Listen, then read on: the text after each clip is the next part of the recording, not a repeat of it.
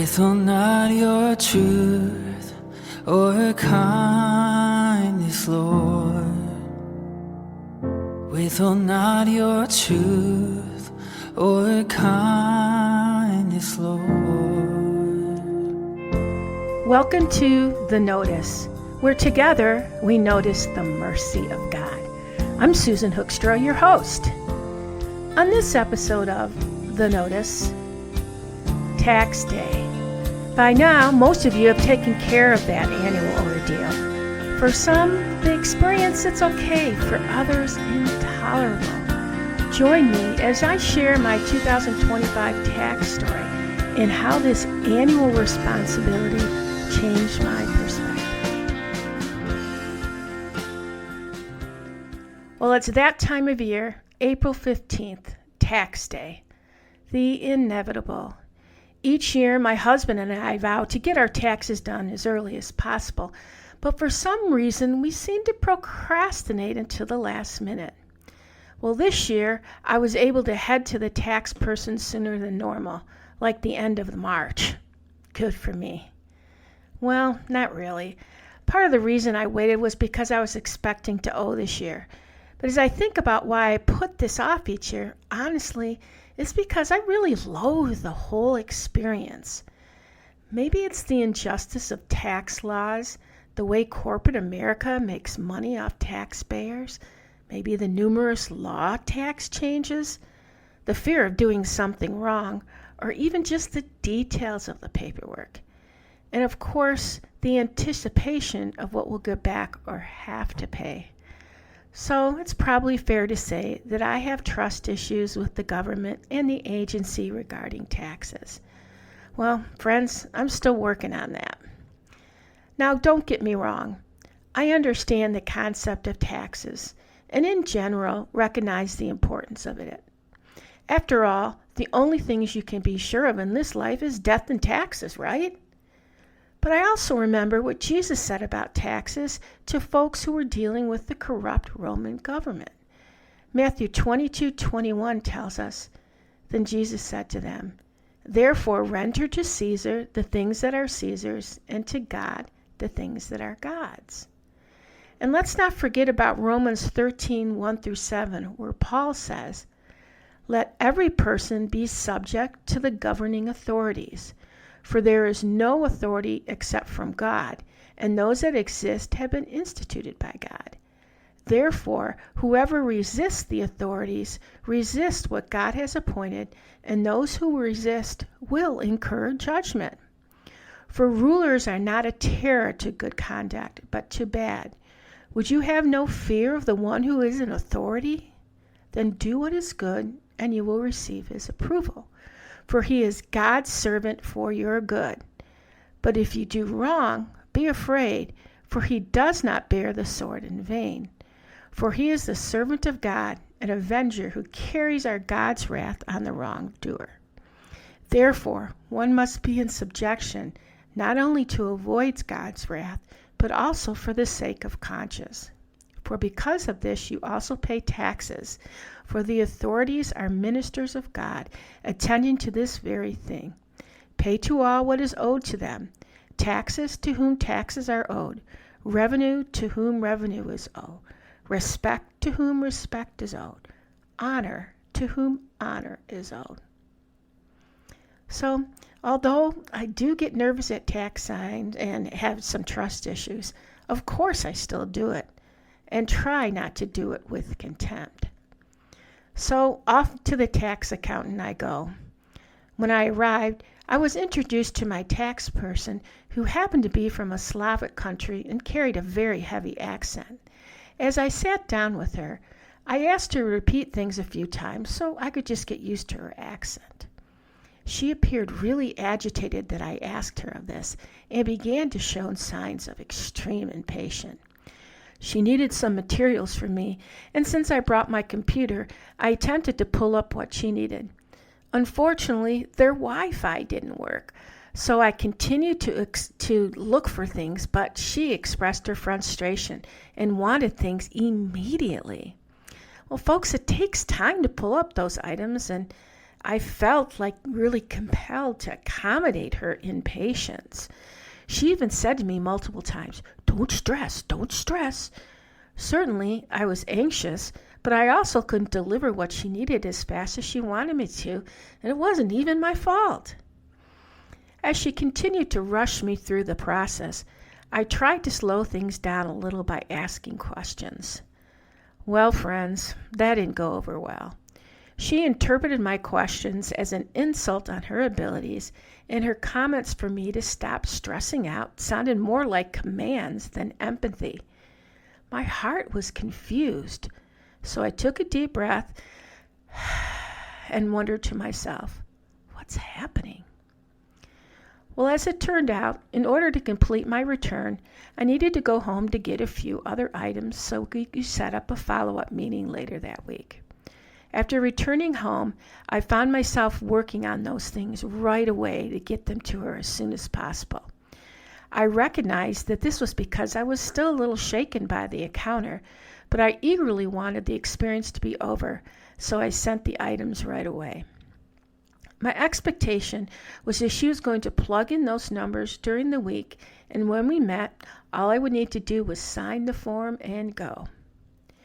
Imagine my surprise when the next day I received a call from the office telling me what they needed to complete my return. When I told them I had already sent the materials to my tax rep, they said, well, they couldn't pull up her emails, but they concluded, well, she must have gotten it. Well, so I let it go, and then 4 days later, I show up for my second appointment. I arrived 5 minutes early. I waited 15 minutes after my appointment time and began to wonder if I was going to get in or not. I asked the receptionist again if I had the right time at my appointment. She said yes, and if they got my email. She said they didn't, but if I sent it straight to the rep, then it would be under her email.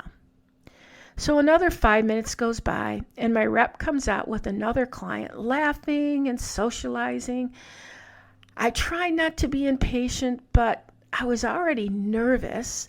I just wanted to get this done, and I was waiting for 20 minutes. So as I sat down, I let out a big sigh. She responded by telling me, "Don't stress, don't stress." Immediately, I went into get her done mode because she started asking me for the info I had already emailed. I pulled up my email and tried to explain that I already sent them to him.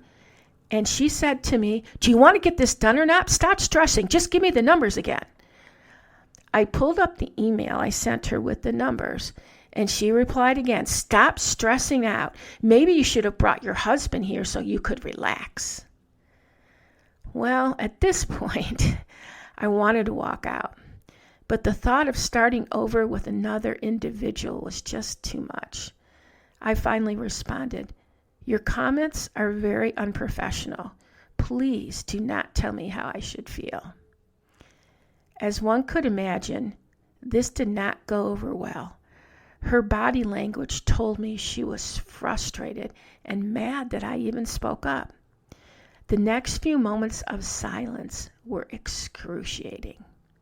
She then finished the return and told me the results. She was apologetic because I wasn't getting anything back, but I was already okay with having to pay some taxes because I expected it. But what I didn't expect was the amount they charged me for the return. Yikes! It was $150 more than last year. When I inquired about the charge, she explained that there were 2 new items that weren't there last year. I said I was not happy about the fee. So without an explanation, she got up, scurried into the other room, and made a phone call. I overheard her explaining to who I think was her boss that I was a challenging client and asked if they could reduce my fee. She came back and took $100 off. Well, I had to thank her, so I did, but as we tallied up the bill, her impatience reared its ugly head again. I went to enter my bank materials on a separate screen, and I had trouble finding what I was looking for. And she said in a scolding voice, "Well, put your glasses on then." That's when things came to a head. I explained to her that my glasses were for seeing for far and were not reading glasses, so it wouldn't have helped. Awkward silence again. At this point, I wanted to ask to talk to her supervisor, but something inside told me to wait. She started with a dialogue about how I should talk to my husband, who is a minister, about my feelings. I was shocked since I was the one who works in ministry, not my husband. But something inside, which I believe was the Holy Spirit, told me just be vulnerable. And so I reminded her that doing taxes really wasn't something I was comfortable with, and that is why I go to a tax professional. I further explained how I have trust issues with the government, the process, but not necessarily with her. That's when I took notice. The next thing I know, she starts crying. And then she shared with me about what it's like to have others second guess her because of her accent, and they assume she's an immigrant. She made the assumption that I was trying to do the same thing, even though I really didn't give her any indication I was going to act that way. Instead, I listened to her broken heart and began to have compassion for her. As she continued sharing, I could sense a bond forming. Maybe it was because I was vulnerable, which made her feel safe to be vulnerable. I don't really know. When I asked if she was glad we talked it through, she said yes, wiping back the tears, and then got up and passionately gave me a hug. As I left the appointment, I couldn't help but ask the question again. What just happened? After all, friends, wasn't this just a transactional relationship? I pay her for a service. We aren't friends or family, nor we typically share intimate details of our heart. Yet that was exactly what happened. I left filled with wonder of how God stepped into that encounter. He noticed that I was struggling with taxes, and he also noticed that she was struggling with clients. I couldn't help but think of Jesus' time when tax collectors were a hated member of society, thought of as sinners, even though they often cheated, stole, and extorted people. Jesus even talked about the Pharisees and the tax collector in a parable in Luke 18:9-14. He said, he also told this parable to some who trusted in themselves that they were righteous and treated others with contempt. 2 men went up into the temple to pray, one a Pharisee and the other a tax collector. The Pharisee, standing by himself, prayed thus, God, I thank you that I am not like other men, extortioners, unjust, adulterers, or even like this tax collector. I fast twice a week. I give tithes of all that I get. But the tax collector, standing far off, would even lift up his eyes to heaven, but beat his breast, saying, God, be merciful to me, a sinner. I tell you, this man went down to his house justified rather than the other. For everyone who exalts himself will be humbled, but the one who humbles himself will be exalted. Friends, if our lives are to be a living testimony of Jesus, of helping others notice God, then that means we need to involve him in everything we're doing. Yes, God is with us while we do our taxes, but what he's most concerned about are the hearts of people. He cared about this tax professional's story. She really needed to share it. At first, I was so tempted to respond with contempt, not only because of the taxes having to pay, but mostly her treatment of me. But somehow, through the strength of God, I end up confessing my issues with the situation, which allowed her to confess hers. I'm not sure how we ended up hugging, but I did notice that God was present. His Spirit allowed me to respond to this exchange, not as a transaction, but as a divine appointment to exercise love muscles. I wonder if doing taxes will ever be the same.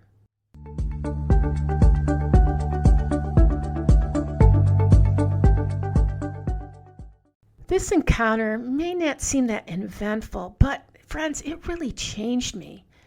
Perhaps it's because I've been involved in a story group through Freedom Farm Ministries here at Maple Ridge Place. During these story group sessions, we talk about arch moments. These are the moments where transformation takes place. Friends, for me, this tax situation was an arch moment. My heart transformed as I reached a new understanding of myself, of others, and of love. It might not have happened had I acted in contempt. Psalm 123:4 states, "Our soul has had more than enough of the scorn of those who are at ease, of the contempt of the proud." So maybe we all need to take a better look at ourselves. We have stories, and so do others. If you happen to be interested in being involved in a story group, please reach out to Julie at Freedom Farm Ministries, which you can find on Facebook. I highly recommend it. You'll view other people and yourselves differently. Until next time, take notice.